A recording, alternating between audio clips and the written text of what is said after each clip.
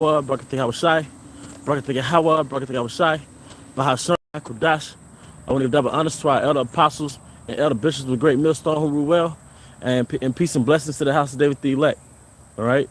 And I'm going to start out saying Shema, Yasha Allah, Yahweh, Allah Yahweh, Yahweh, Ahad, Shema, Yasha Allah, Yahweh, Allah Yahweh, Yahweh, Ahad.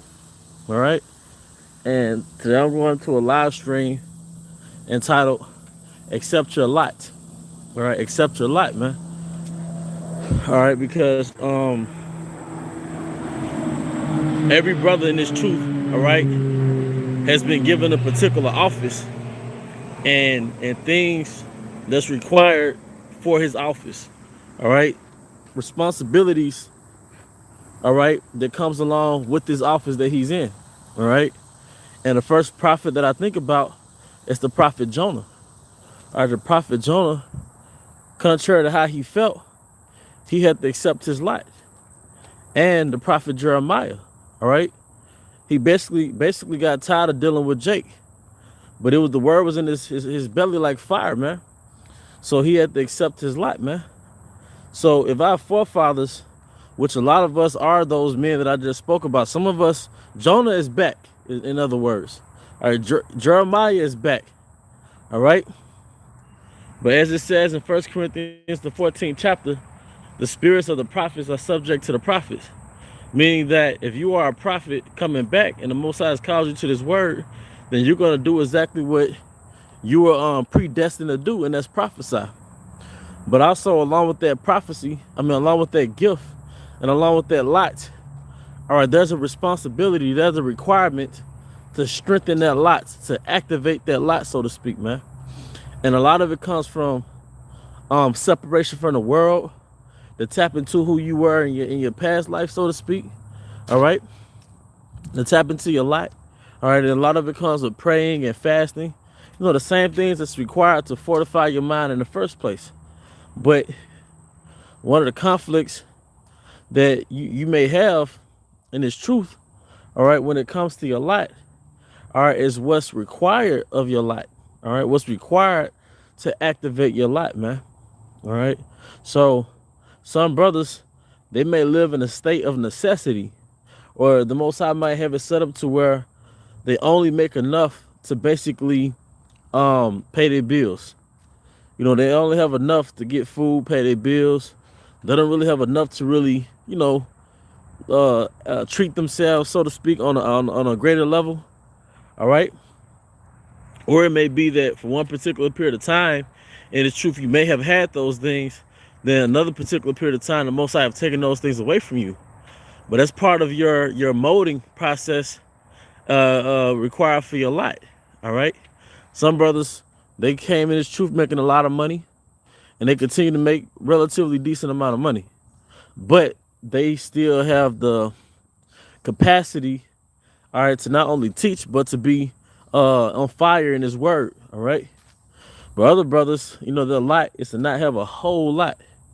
Okay, because that straightness, all right, it activates their spirit, all right, and it activates it activates their biblical purpose.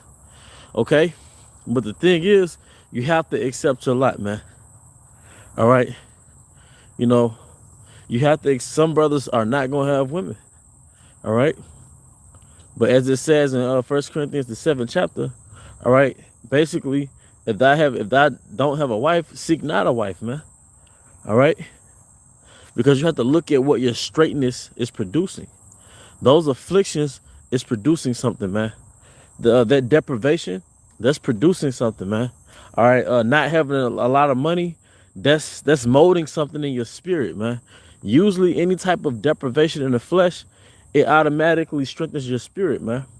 Conversely, all right, overindulgence in the flesh, it weakens your spirit, man. It is that America never speaks on the human spirit.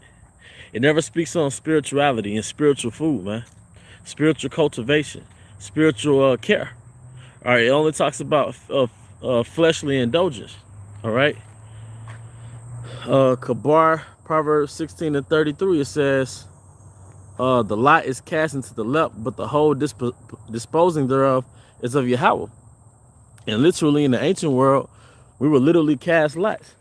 All right, I wish I had a penny or something just to give an example. But like how you would say heads or tails, that's actually a form of casting a lot. And it's actually like you'll set up a prayer, then you'll cast a lot. All right, but that's a form of going to the oracle, so to speak. All right, it's like a divine oracle. Okay, but you actually have a lot. All right, where the Most High is predestined for you to teach this word, man. All right, and best believe your lot comes with a certain hell.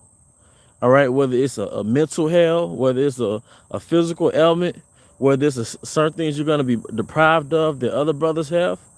All right, it's going to, when you first wake up to this knowledge, your light is going to require you to prove your soul, as it says in Sirach, prove thy soul and thy life and that which is evil for it. Because really the things that's evil for your soul is really detrimental to your light. It's not that certain things are a sin, all right, but it weakens your light. It weakens your spirit, all right. It throws your spirit off balance and makes you less productive for your light. All right, that's why men of Yahweh Shema Shai, a lot of them have care for their diet. All right, they make an effort to abstain from certain things that throw their spirits off balance, because it's all for their light. They know in order for them to tap into a certain spirit, in order for them to really get, zoned in the spirit, that's going to require a certain level of straightness. That's going to require a certain level of abstinence from some element of the flesh, certain part of the flesh, man. All right. But as it says in 1 Corinthians 14, the spirits of the prophets are subject unto the prophets, man. So it's going to take a level of sacrifice to tap into your light, man. But like I was saying, for the women, all right, or for brothers that deal with not having a woman, all right, you have to, it's going to come a point in time where you're going to have to accept not having a woman, man. All right, because those are one of the main things that the Most High can do temporarily or for a long extended period of time. All right, so you can eat the book. But if you are resisting that lot, then you're forcing the course of the river pursuant to Sirach, the 4th chapter and the 28th verse, man. All right, you're forcing the course of the river. Okay, so you can't resist the will of Yahweh Shema Shai, man. All right, as it says in Romans 8 and 28, all things happen for the good of them that fear Yahweh Shema Shai. So the straightness that you have in your life, that's nothing but a machine. That's nothing but a process, and it's producing something. It's producing something in the spirit, man. All right, that straightness, that deprivation, all right, that wantonness or that necessity that you have, where you just financially confined, that's producing something for the inner man. That's building something within that inward man. All right, the external man, that fleshly man, is going to have to suffer, all right, for the growth of that inward man. All right, so your lifestyle and your circumstances is nothing more than a machine. Within that machine is processes, and those processes produces a prophet. All right, it produces a servant of Yahweh B'Shem Shai, man. All right, and he's through that straightness, or he's purging you of your flaws and certain demons out of you, because you have to be geared in a certain spirit to really absorb the words in the book, man. To absorb the spirit of Yahweh Shai, you really have to unplug from the filthiness of the world, all right, to absorb the spirit of Yahweh Shai, all right, and ultimately grab a piece of his spirit to produce, man. All right, so don't focus on the afflictions in your life.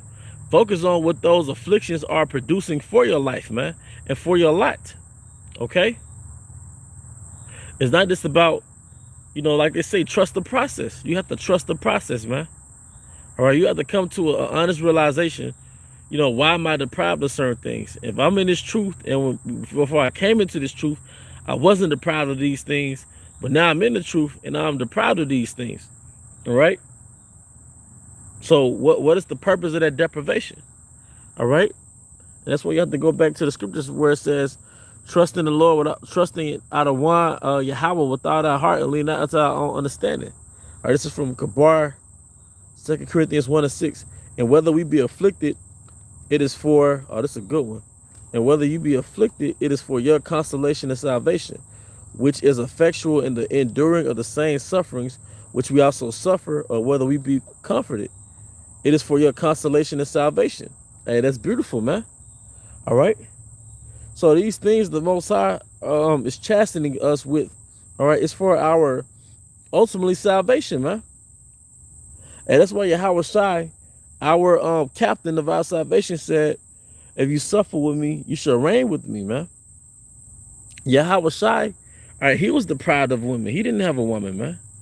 All right, he didn't have the luxury of indulgence within his 33 years on earth, man. All right. So he didn't have these pleasures in the flesh because he was a man of purpose, man. All right. So some brothers, man, hey, you know, and then the way you know you're mature and the way you know you have growth is when the Most High doesn't have to deprive you of certain things, because for a particular period of time, you would abstain from those things anyway for the sake of growth in the ministry, man. All right. You may say, all right, I'm not going to drink wine for 3 weeks, or I'm not going to drink wine for a month to grow in the spirit. I'm going to go on a fast to grow in the spirit, man. I'm not going to partake in certain pleasures to grow in the spirit. See, when you're a baby in the spirit, the Most High has to take those things from you, all right, to put you in the spirit. But when you become more mature in the spirit, all right, you temporarily, all right, take certain things from your life so you can grow yourself in the spirit, so to speak, man. All right. But like the brother Kabar put on the comment board, man, all things are for our salvation, man. All right. It's all about the results, man. Like Suge Knight said in the movie Straight Outta Compton, it's all about the results. But there's a quote in the Latin, which I can't remember how to quote it, but it basically translates to in English, the results validates the deed. So Yahweh Shema Shai, he's all about the results. All right. The deed, it's a rough process. All right. It's molding you. And being molded is never a comfortable feeling. Okay. But the results validate the deed, man. So the things you go through in your life, all right, within your lot, okay? When you see what that engenders, all right, when you see what that manufactures, ultimately it manufactures your salvation. And that's the reason why you have these revelations. That's the reason why you can open up the word and read the book, as opposed to somebody that's in the world open up the word and they can't eat the book, man. All right? There's something also called delayed gratification. Or if you had all your gratification on this side, how can you truly enjoy the kingdom? If you live your best life on this side, how can you really hasten the days, man? All right, if Esau, if you had all access to Esau's bread and circuses, all right, if you had all access to Esau's bread and circuses, how can you truly want to enjoy the fruits of your labor in the kingdom, man? That's why you have a lot of Israelite camps. They don't teach you around. But if you don't teach you around and you have your comforts on this side for 6 months at a time, all right, how can you really look forward to the kingdom when we're going to really have rest? All right. Sometimes the lessons being taught are hard, but fight through it. It's all for your betterment. Hey, well, you know what, bro? Hey, the water for your honesty. You know, sometimes it's hard to watch certain videos because it'll cut you in the spirit, or a brother might be telling you something that you don't want to hear. But, you know, if you could fight through it, man, you know, it's all for your growth, man. But no, I appreciate you saying that, you know. But, you know, we constantly, the thing is, through the spirit and power of Yahweh Shema Shai, is that we submit ourselves to his will. You know, we submit ourselves to his will, and it make us accept our lot more, man. All right. And a lot of those deprivations that we experience and that straightness we experience, it creates a sense of bitterness in our spirits, man. But that sense of bitterness becomes sweet when we hear the news that, you know, Babylon is almost about to fall. You know, when we hear about certain mandates and things that go right into the scriptures, you know, you can't shop or go here or go there unless you have a certain pass. we know that it's almost over with, which means that we know our sufferings is almost over with after the our temptation and things of that nature. But we're going to dine in hell. The house of David, all right, the house of David are going to be exalted in their enemies' hell, man. And that's exactly how it's going to work, man. All right. That's why it says in Job, the 5th chapter, that in death and destruction thou shalt laugh, man. All right. Because soon the Most High going to uplift that burden from us. All right. And we're going to rejoice, man. But it's only right that that happens at the downfall of our enemy. All right. If your enemy is winning and that equates to you winning, then there's a problem. So, but when your enemy is winning and you're losing, that makes sense. That means that you didn't align yourself with your enemy. But if your enemy is losing and that creates a winning situation for you, that means you're in your right spirit, man. So, hey, like I have to repeat the scripture again. If you suffer with me, you should reign with me. But it's all about the payoff, Akim. For brothers who've been in this truth 6 months to 14 years, all right? It's all about the payoff, man. But we have to bend ourselves and submit ourselves to the will of Yahweh Shema Shai and accept the lot and the burden that the Most High has temporarily put on us so we can produce the word, man, and also hasten the days, man. All right, but I'm going to go on, draw this. I was going to do a live stream on another topic, but through the spirit and power of Yahweh Shema Shai, he wanted me to do it on this one. And maybe if it's the Lord's will, I'll do it on another topic tomorrow. All right, because the spirit was getting on basically divine femininity. But like I said, that could be something that I could touch on tomorrow, Lord willing. But yeah, I hope you brothers and sisters were edified. And once again, I want to give all honor and glory to Yahweh, Bahashemi, Havashai, Bahashim, Kakudash, double honors to our elder apostles, great millstone, Ruel, and peace and blessing to the house of David the elect, Abba, Abba, Kum Yashala, and Shalom.